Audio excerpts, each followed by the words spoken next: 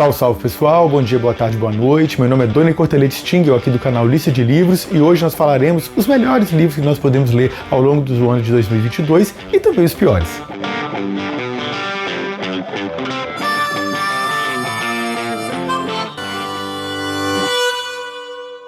Antes da sequência, eu gostaria de pedir, se você puder e quiser, curta esse vídeo, se inscreva no canal, ative o sininho, isso é muito importante para a propagação do Lista de Livros aqui pelo YouTube. E aproveito para informar que os trechos selecionados, ou seja, aquelas melhores partes dos livros, tanto de ficção quanto de não ficção, elas estarão aqui no box de informações, juntamente com os vídeos na sua integralidade. Alguns eu vou deixar aqui nos cards, mas daqui a pouco não dá para passar mais card, então estarão todos aqui. Eu recomendo bastante, tanto os vídeos quanto os trechos selecionados, são muito legais. Bem, o primeiro livro que eu acho que se destaca aqui no ano de 2022 é esse cartapácio aqui, que é O Conde de Monte Cristo, do Alexandre Dumas, ou Alexandre Dumas, se for adotar como se fala em português.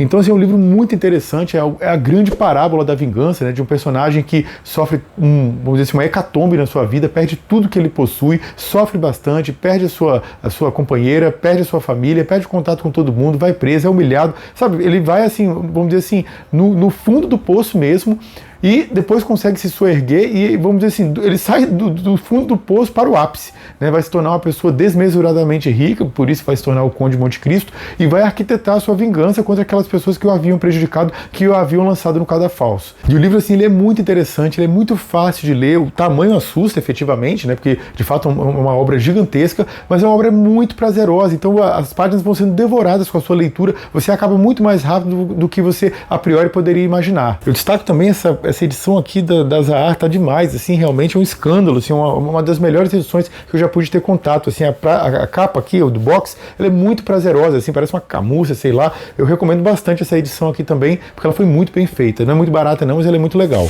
Outro livro que me chamou muita atenção, que eu li ao longo desse ano, foi o Dicionário Analítico do Ocidente Medieval, que foi uma obra organizada por Jacques Le Goff e Jean-Claude Schmitt. Ele também é um cartapácio, né, um livro bastante extenso, são 2 volumes, e nesse livro é chamado de Dicionário Analítico, por quê?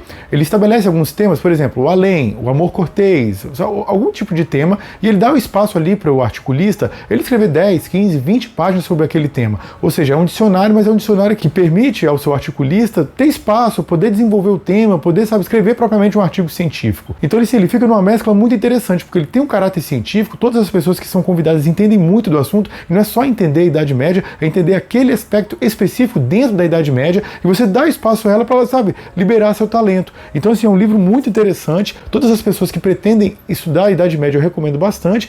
Não é o meu livro favorito sobre a Idade Média, meu livro favorito é O Tempo das Catedrais, de Jorge Duby, que já tem vídeo aqui no canal, inclusive. Mas, de toda maneira, assim, é um estudo de caráter científico muito interessante. Os textos do próprio Jacques Le Goff e do Jean-Claude Schmitt são muito legais. E, assim, um livro muito legal também. Ele é um livro caríssimo, de toda maneira, é bom destacar, né? Você tem que pegar numa promoção para você pagar caro, né? Porque, olha, o preço de capa dele é um negócio, assim, estratosférico. Mas eu recomendo bastante. É um livro muito sério, muito bem escrito, muito bem embasado sobre a Idade Média. Eu aproveito para destacar que os 3 selecionados dele também são muito legais, deu muito trabalho para pegar, estou aqui no box de informações. E agora nós chegamos ao primeiro autor brasileiro aqui desse ano, né, que se destacou, que foi o Darcy Ribeiro com Utopia Selvagem.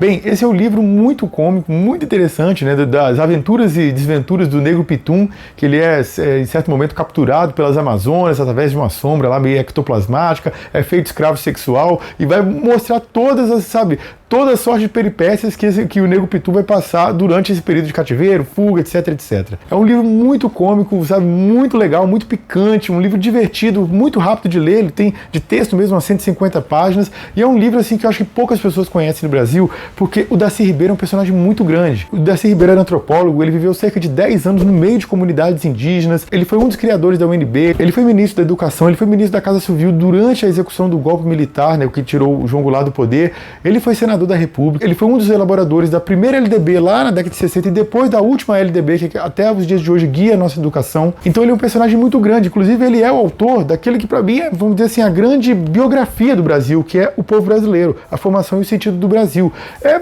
de fato, assim, para mim, o livro de não ficção mais importante que um brasileiro poderia ler para conhecer a sua história. Digamos que você não queira estudar toda a história do Brasil, o coronelismo, a coluna Prestes, a ditadura militar, como é que eu vou ler um livro assim que vai tentar mais ou menos abarcar tudo, assim, fazer um resumo, uma síntese, mas uma síntese com qualidade? Esse aqui, O Povo Brasileiro. É um livro muito, mas muito, muito importante. Eu não vou conseguir enfatizar aqui em palavras o quanto esse livro é importante para a compreensão do nosso evolver enquanto país, enquanto povo, enquanto nação. Assim, realmente é um livro imprescindível. Então, esse livro do Darcy Ribeiro e a sua grande personalidade política acaba escondendo que ele também era um romancista de qualidade. E, de fato, Utopia Selvagem é um livro cômico, picante, sabe? Os trechos selecionados que estão aqui, quem tiver a oportunidade de ler, vai poder observar que são passagens muito cômicas, sabe? Muito irônicas, muito maliciosas, muito sensuais. Então, assim, é um livro que eu recomendo para caramba. Quem puder ler, eu tenho convicção de que vai gostar. Outro livro que se destacou para mim nesse ano de 2022 foi o Aspectos do Novo Radicalismo de Direita, do Theodor Adorno.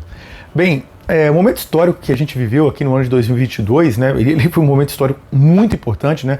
Essa foi com certeza a eleição mais importante da nossa geração, né? Não dá para destacar o quanto essa eleição foi importante, o quanto foi crítico para o destino do país, que nós suplantássemos o projeto fascista que estava no poder. E vivendo esse momento histórico, eu já tenho lido sobre o fascismo, né, sobre esses movimentos autoritários ao longo de vários e vários anos, né, já li vários livros sobre Hitler, enfim, mas eu percebi que eu precisava ler um livro que não se ativesse apenas à Segunda Guerra Mundial e aquele momento histórico específico, e que estudasse, sim, de uma maneira mais generalizada o fascismo. Então eu li 3 livros especificamente sobre o tema. Além do Quem Ajudou a Hitler, que foi um livro de história, eu li ainda A Luta contra o Fascismo, do Leon Trotsky, A Introdução ao Fascismo, do Leandro Conde, e, por fim, Aspectos do Novo Radicalismo de Direita, do Theodor Adorno. É interessante porque o Adorno, ele escreve de maneira hermética, assim, muitas vezes os livros são difíceis, mas esse livro aqui é um livro relativamente fácil, porque ele foi a transcrição de uma palestra, né? E habitualmente nas nossas falas a gente fala de maneira mais simples do que a forma como a gente escreve. Então é um livro de fácil compreensão, ele elucida muito bem o momento histórico que nós estamos vivendo hoje, muita coisa, mas muita coisa mesmo que ele descreve aqui se repete ipsiliteris no momento atual do Brasil, que graças a Deus está acabando. O livro, né, do Leandro Conde que eu li é um livro também de teoria, né? E nesse aspecto eles se assemelham, que eles fazem o seguinte, eles aproveitam momento, tanto que eles estão vivendo ou que já aconteceram, para formular uma teoria. Neste aspecto, eles se diferem do livro do Trotsky, que, na verdade, ele se aproveita da teoria para realizar uma análise do momento histórico que ele vivia. Mas, de toda maneira, assim, o livro do Trotsky ele tem uma qualidadezinha um pouquinho pior. O livro do Leandro Conde é um pouco melhor do que o dele, e, para mim, o do Theodor Adorno é um pouco melhor do que o Leandro Conde. De toda maneira, o Leandro Conde é bem interessante também, recomendo também. Eu acho também que esse livro aqui, ele joga luz, assim, no momento que a gente viveu aqui no nosso país, num momento dramático, e eu acho, assim, que ele também elucida a ausência de responsabilidade histórica que muitos booktubers aqui, né, vamos dizer assim, não cumpriram seu papel, eles não desempenharam seu papel, eles não estiveram à altura daquilo que o momento do nosso país exigia. Assim, eu escrevi um texto na época, vou tentar deixar aqui embaixo no box de informações, mas realmente, assim, a omissão, a cumplicidade, quando não eventualmente até o apoio explícito que deram para um projeto abertamente fascista, foi uma coisa assim de se envergonhar. Eu, na época da eleição, falei, olha, eu vou fazer uma pesquisada aqui, vou procurar os mais variados canais que eu não conheço, para avaliar como é que eles se posicionaram nesse momento histórico. E olha, a maior parte das vezes foi a pura e simples omissão. Eu achei isso, assim, realmente, assim, um desassombro, né? Até nesse texto que eu escrevi, eu destaco uma coisa. O Bolsonaro, ele fez uma ameaça dizendo o seguinte, que se o Lula ganhasse as eleições, ele transformaria os clubes de tiro em bibliotecas. Eu acho que isso é paradigmático para a gente aqui que trata de livros aqui no YouTube, em blogs, etc. Porque você observa que ele está saudando arma, violência, morte, guerra, etc. E está vendo como inimigo biblioteca, livro, literatura, cultura, conhecimento, estudo, etc. Então, assim, nesse momento, ante tal cenário, para não destacar, claro, as mais de 700 mil mortes oficiais por Covid, na qual esses booktubers estão caminhando em cima, né, com a sua cumplicidade, com a sua omissão, ignorando, né, como o genocida ignorou. Que, aliás, essas 700 mil mortes, elas são, vamos dizer assim, um número aproximado, porque lá o Atila Yamarino explicou muito bem no canal dele que foram pelo menos mais de 150 mil mortes, a mais do que esse número, porque essas 150 mil foram mortes que foram atribuídas a outras causas, como tuberculose, síndrome respiratória aguda, etc, e que estiveram acima do nível de outros anos precedentes. Então o Brasil teve pelo menos 850 mil mortes por Covid e muitas pessoas no momento histórico que a gente pôde, vamos dizer assim, acertar as contas com o genocida que perpetrou esse crime contra o nosso país. Os caras preferiram se calar, alguns preferiram se omitir, sabe pra quê? Por uma coisa assim, sabe, completamente abjeta, completamente perniciosa, quer dizer, eu não quero perder internauta de direita, não. Olha, eu acho que há um limite, né, para aquilo que você pode fazer para atender o público, entendeu? Eu acho que você tem que manter, não pode vender sua alma. Né? Essas pessoas que nesse momento histórico, os booktubers que nesse momento histórico se calaram, se omitiram, se acumpliciaram, eles não têm o meu respeito. Mas de maneira nenhuma, entendeu? De maneira nenhuma. Eles não têm o meu respeito e não julgam que mereçam um respeito político nenhum. Mas nenhum mesmo. É um erro tanto na ida, sabe, quanto na volta. E um erro na ida porque se você está aqui falando de cultura, falando de livro, falando de literatura, falando de coisas que estão ajudando o seu crescimento, eu acho que é uma responsabilidade que você se posicione de maneira explícita, se antagoniza à biblioteca, à literatura, à cultura como um todo, ao intelectualismo, né? Os caras têm ódio absurdo de intelectuais, de professores universitários, etc. Mas não só isso, eu acho assim, você também perde a capacidade de influenciar aquelas pessoas que estão do lado de lá, mas às vezes precisariam de uma fala, de um esclarecimento, alguém que abrisse os olhos dela para ela ver uma realidade que eventualmente ela possa estar ignorando. Né? Olha, existe uma coisa assim que qualquer pessoa que está me escutando agora vai saber: a covardia, a canalice daqueles que não se posicionaram apenas para se manter com mais internautas, com mais seguidores, etc. Vou dar um exemplo aqui. A Companhia das Letras, ela é uma editora, ela é uma empresa. A Companhia das Letras, no segundo turno, ela se posicionou a favor da eleição do Lula e contra Bolsonaro. E houve booktubers aqui que não se posicionaram. É uma vergonha, assim, uma coisa assim, é uma mancha eterna na vida de qualquer dessas pessoas que nesse momento dramático que o país viveu, preferiram se calar, preferiram se omitir, não quiseram se posicionar em um momento que isso era necessário. Esses sujeitos, para mim, todos eles não têm absolutamente meu apreço, não têm o meu respeito. Né? Pode haver outros canais que vão ficar se calando, vão ficar omitindo para conseguir mais e mais seguidores, mais e mais internautas. Pode haver outros que vão passar pano para fascista. Esse aqui não. Nesse canal aqui, meus queridos, o papo é reto. Aqui a gente vai direto ao furco, a gente vai à raiz das coisas. Nós somos radicais aqui. Nós não vamos deixar de nos posicionar, nós não vamos nos calar, não vamos ficar passando pano para fascista para ter mais apoiador, para ter mais seguidor. Vamos pra puta que pariu. E agora aqui, seguindo, depois dessa empolgação, quando eu participava das SEBs, lá na minha adolescência, lá no início da minha adolescência, as comunidades eclesiais de base da Igreja Católica, e de vez em quando eu escutava falar de um livro, que era o Teologia da Libertação, do Gustavo Gutierrez. Então aquele livro ficou como uma sombra, assim, sabe, na minha vida, e de vez em quando eu via escutar nele e tal, e calhou que eu cresci e tal, vinha conhecer um pouco mais o trabalho do Gustavo Gutierrez, porém eu efetivamente não tinha lido o livro. Muitos anos depois eu comprei, mas era uma edição um pouquinho antiga, e depois ele lançou uma edição um pouquinho mais completa, mas eu não tive acesso a esse livro, ele não está em catálogo, né? A gente não consegue comprá-lo, só consegue comprar eventualmente em sebo, é difícil o acesso. Aí, enfim, por conta dessas dificuldades, eu fui atrasando a leitura de um livro que eu já queria ter lido há muito tempo. E finalmente esse ano eu falei, cara, não dá mais, eu vou ter que ler aqui o livro do Gustavo Gutierrez, Teologia da Libertação, e de fato é um livro muito interessante. Esse livro, para utilizar uma metáfora religiosa, ele é uma espécie de espinha na carne daqueles que vão, vamos dizer assim, conspurcar o cristianismo, que vão transformar o cristianismo exatamente no inverso daquilo que Jesus efetivamente quis propor, aquilo que Jesus efetivamente pregou. Ele vai citando com fatos e dados, com muito embasamento teórico, muitas citações de sociólogos, filósofos, teólogos, etc., vamos dizer assim, para embasar o seu raciocínio, para embasar aquilo que veio a ser designado como um movimento da teologia da libertação. O Gustavo Gutierrez até hoje é vivo, né? Ele é bem velhinho mesmo, mas foi uma pessoa que contribuiu muito, um grande intelectual. Eu não fazia ideia do embasamento, a extensão do embasamento daquilo que ele está afirmando. Ele escreve efetivamente como um pesquisador e, de fato, é um grande personagem, é um livro imprescindível, especialmente porque é um movimento extremamente caluniado. Se você colocar aqui no YouTube, você vai encontrar toda sorte de deturpação, de calúnias sobre a teologia da libertação. Mas quando você tem acesso ao próprio livro em si, você vê como, na verdade, ele desmascara esses falsos profetas que conspurcam o cristianismo. Eu não quero nem citá-los aqui, mas é fácil você pensar aqui dos muitos que eu estou falando. E eles estão em todas as religiões, tá? É muito fácil encontrar, eu sou católico, né? Tá fácil aqui de observar a minha simpatia pela teologia da libertação, né? Pelo anel de Tucum que eu utilizo, mas enfim, e efetivamente, claro, aquilo que esse anel representa. A teologia da libertação, a despeito dela ter sido, vamos dizer assim, dinamitada, né, pelos papados conservadores de João Paulo II e Bento XVI, mas ela pode ressurgir. Eu acho que está em latência um novo tipo de cristianismo. Há uma necessidade histórica desse tipo de cristianismo verdadeiro, que seja efetivamente coerente com os ensinamentos daquele que morreu crucificado por nós. Outro livro muito interessante, este bastante sensível, que eu gostaria de destacar aqui, é A Pequena Fadete, de George Sand. Bem, eu não sou, vamos dizer assim, um leitor de grandes livros românticos, assim, é mais raro que eu leia esses livros com esse caráter mais, sabe, mais acalentador, aqueles que aquecem o coração, é meio raro, assim, que eu leia, e esse livro aqui é muito interessante, ele é muito bonitinho, ele é a história da Fadete, na verdade, de dois irmãos gêmeos, univitelinos, né, aqueles irmãos iguais, tem um relacionamento um pouco estranho ali, um irmão é muito aficionado no outro, e, vamos dizer assim, eles acabam por circunstâncias diversas, tendo a presença dessa Fadete no meio da vida deles, e que vai mudar a forma como eles veem a sociedade, as pessoas e o mundo. É uma personagem muito interessante, muito legal, e assim, eu acho que ela deixa como lição que as pessoas, elas devolvem aquilo que elas recebem. né? Quando uma pessoa habitualmente é bem tratada, bem trabalhada, recebe uma educação amorosa, ela vai se comportar de determinada maneira. Agora, quando aquela pessoa é vilipendiada, é cerceada, é tolhida, aquela pessoa só tem, vamos dizer assim, quando o mundo só dá as costas para ela, ela vai dar as costas ao mundo também. É lógico que alguém pode contrapor, eu conheço um caso de alguém que na verdade não fez isso, não fez aquilo. De fato, isso pode acontecer, mas não é o padrão. O padrão é que as pessoas devolvam exatamente aquilo que elas receberam.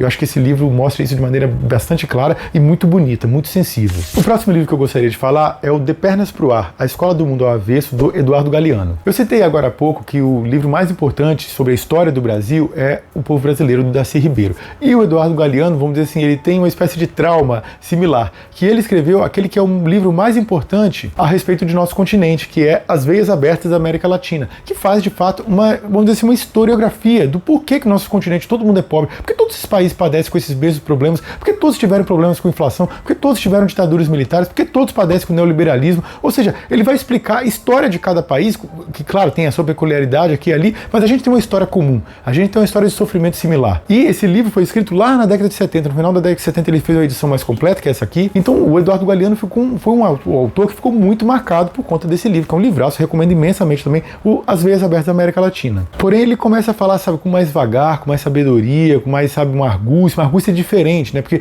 As Veias Abertas da América Latina é uma espécie de soco, né? Aquele soco indignado, você está mostrando toda aquela desgraça que nós somos submetidos, enquanto que um livro como esse, ele é mais irônico, ele recorre, sabe, a elementos estéticos da leitura mais interessantes, ele conta passagens que não tem muito vínculo com crítica social, conta histórias, conta poesias, é um livro mais poético, mais belo, mas que mantém a argúcia crítica. Então também é um livro muito interessante e que eu recomendo com vigor.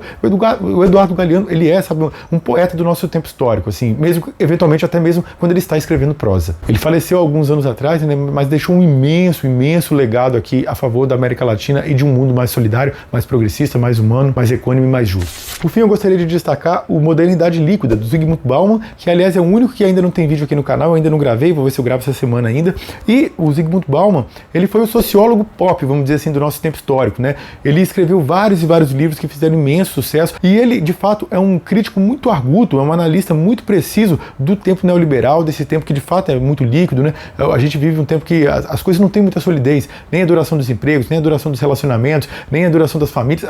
Assim, a coisa, sabe, ela é muito instável, muito precária, tudo, você tá um dia aqui, você tá outro dia acolá, e as próprias coisas, né? Antigamente a pessoa comprava uma geladeira, durava, sabe, 20, 30 anos, comprava uma TV, durava 20 anos, hoje a TV 3, 4 anos tá dando problema, ou seja, ele vai mostrando como tudo na vida se tornou mais frágil, mais mutável, as coisas não têm essa perenidade, não tem a duração, sabe, não tem a estabilidade dos tempos de outrora. E assim, eventualmente a gente vê uns livros fazendo sucesso, cara, não tem absolutamente nenhum sentido, livros de autoajuda que não falam nada com nada, livros que não merecem, né? E aí você fala, poxa vida, há tantos livros legais, tantos livros que poderiam ter um êxito literário e acabam não conseguindo atingir um público que poderia e merecia. E esse livro aqui, o Modernidade Líquida, e o próprio Zygmunt Bauman como um todo, é um autor que só aqui no Brasil ele vendeu mais de 800 mil cópias, né? Então, e isso é muito legal, porque de fato ele mereceu isso, né? Ele é um grande autor, ele escrevia muito bem, a leitura, a despeito de fazer uma crítica social, é uma leitura fluida, uma leitura prazerosa, então é um autor e um livro que eu recomendo bastante.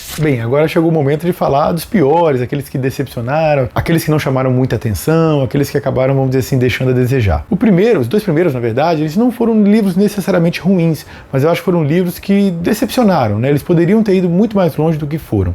O primeiro é o Deuses Americanos, do Neil Gaiman, e o Neil Gaiman ele ficou muito famoso por causa da série Sandman, né? Um personagem pop bastante conhecido, autor de vários livros, participou de produção executiva de filmes, de séries. Então, assim, ele é um autor de quem eu esperava bastante, especialmente porque o livro Deuses Americanos, de acordo com vários fãs dele, seria, vamos dizer assim, o seu ápice, né? O seu magnus opum na prosa, né?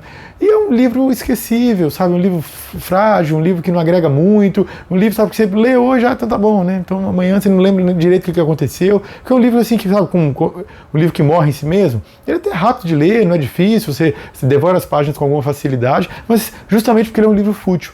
Justamente porque é um livro limitado. Então, assim, eu fiquei bem decepcionado com a leitura do Deuses Americanos, a despeito dele não ser um livro necessariamente ruim, né? Eu, no blog, eu coloco estrelas, né? 1, 2, 3, então, assim, ele ficaria ali entre o regular e o bom, e aí, quando eu tenho dúvida, eu acabo jogando para cima, né? Jogo para uma opinião melhor, e no caso eu classifiquei como bom, mas ficaria ali entre regular e bom. Outro livro que me decepcionou bastante foi o Paideia, A Formação do Homem Grego, do Werner Jaeger. porque ele é um dos livros mais famosos, né, sobre a filosofia antiga. Quando você quer estudar Platão, Aristóteles, a Grécia Antiga, muitas e muitas pessoas vão indicar esse livro aqui. De fato é um livro que tem um renome, ele tem até um embasamento intelectual grande, você percebe que o autor é um erudito, é uma pessoa muito intelectualizada. Entretanto, ele tem alguns problemas que são decorrentes da opção idealista, né, da filosofia idealista, ou seja, aquela que eu formato uma ideia e depois eu desejo que o mundo a ela se adeque, né, não é que a ideia deve se adequar ao mundo efetivamente existente, mesmo quando você quer mudá-lo. Você tem que identificar como é o mundo e aí depois propor uma mudança. Não, ele criou uma ideia, fabulou uma ideia e quer que o mundo e a história da humanidade se adequem a ela. Infelizmente é um livro que tem muitos problemas e é até interessante, porque a despeito dos muitos problemas, é um livro que eu acho que talvez tenha sido um dos melhores aqui do canal, se não o melhor. Eu gosto muito do vídeo aqui sobre o livro do Werner Jaeger, é um vídeo de mais de 1 hora de duração, bem completo. Se você não pôde vê-lo, eu recomendo bastante porque é um vídeo bem legal. Outro livro que padeceu com esse problema da filosofia idealista foi o A Cidade Antiga, do Fustel de Coulanges. Entretanto, vamos dizer assim, diferentemente do livro do Werner Jaeger, porque o livro do Werner Jaeger ele tem um embasamento intelectual muito denso. O do Fustel de Coulanges não, ele tem muitas citações, mas não tem uma densidade intelectual séria. É um livro muito ruim. Esse realmente é uma tragédia intelectual. Eu acho que de todos que eu li aqui foi o pior mesmo. É um livro, sabe, trágico, um livro que formatou a ideia da cidade antiga sem embasamento epistemológico nenhum. É um livro extremamente problemático e também é um livro constrangedor, assim, que você vê lá os comentários no site da Amazon, os comentários em outros canais sobre esse livro, eles, sabe, realmente assim, de dar pena. A pessoa que pensa que se informa naquele tipo de livro, olha, eu vou te falar, viu? É ao nível do lamentável. Outro livro que eu gostaria de destacar, que acabou me decepcionando bastante, foi o Sintomas Mórbidos, A Encruzilhada da Esquerda Brasileira, escrita pela socióloga Sabrina Fernandes. A Sabrina Fernandes tem um canal aqui no YouTube, e era um canal que eu gostava bastante, eu acompanhava vários vídeos dela, e então eu falo assim, algum dia eu vou ler o livro dela, comprei, ainda ficou um pouquinho aqui na estante há algum tempo, e quando eu fui ler, de fato, assim, ele é muito problemático, ele faz uma análise de conjuntura muito ruim, né, muito ruim mesmo, com muitos problemas, uma análise eventualmente até infantil, sabe, muito desconectada dos fatos, e assim, eu fiquei assim, assoberbado, assim, enquanto eu li, eu falei, não acredito que ela está escrevendo isso aqui, porque é uma pessoa que, você vê que tem um preparo, que é estudada, que tem uma formação enorme, né, e assim, ler o livro dela foi assim, uma decepção, né, foi uma decepção tão grande que o canal dela até parei de acompanhar, porque de fato, assim, esse livro é muito ruim mesmo, assim, a parte de análise de conjuntura dela é deplorável. Tem uma parte de teoria interessante, que ainda coloquei o livro como regular no blog por conta disso, mas assim, a parte de análise de conjuntura dela realmente é muito, mas muito fraca. E é interessante porque esse acho que acabou sendo o maior vídeo da história do canal, porque como ela faz uma análise de conjuntura, então para mostrar que os erros, os equívocos da análise de conjuntura dela, eu tive que fazer outra análise de conjuntura e ir contrapondo. Então ficou um vídeo bem extenso, mas também acho que ficou um vídeo bem interessante, eu recomendo muito. Eles estarão aqui, reitero, no box de informações junto com os outros vídeos, outros trechos selecionados desses livros que eu estou citando. Por fim, né, um livro nem tão agradável foi o Mary Poppins, da P.L. Travers.